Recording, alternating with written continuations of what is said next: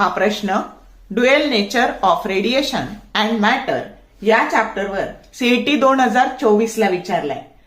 The stopping potential as a function of a frequency of incident radiation is plotted for two different photoelectric surfaces A and B.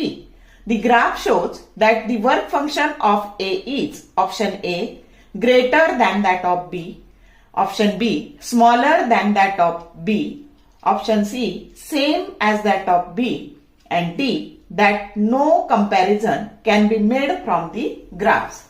तर आता जेव्हा आपण असा stopping potential versus फ्रिक्वेन्सीचा graph काढतो तर याच्यासाठी इंटरसेप्ट जो असतो तो वर्क फंक्शन असतं.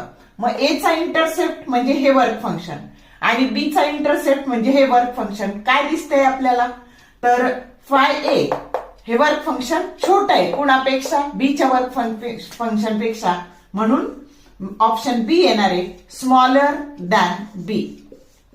वर्क फंक्शन ए चं वर्क फंक्शन कसं आहे स्मॉलर दॅन बी. समजलं का?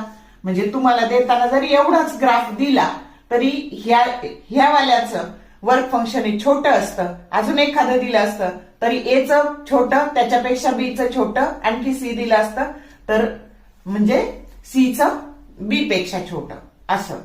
तर या पद्धतीने म्हणजे ए छोटं त्याच्यापेक्षा मोठं बी चं त्याच्यापेक्षा मोठं सी चं या क्रमाने. समजलं का? जर शॉर्ट व्हिडिओ आवडले लाईक करा, शेअर करा, कमेंट करा. For more useful tips and tricks keep watching wings of physics. Thank you very much.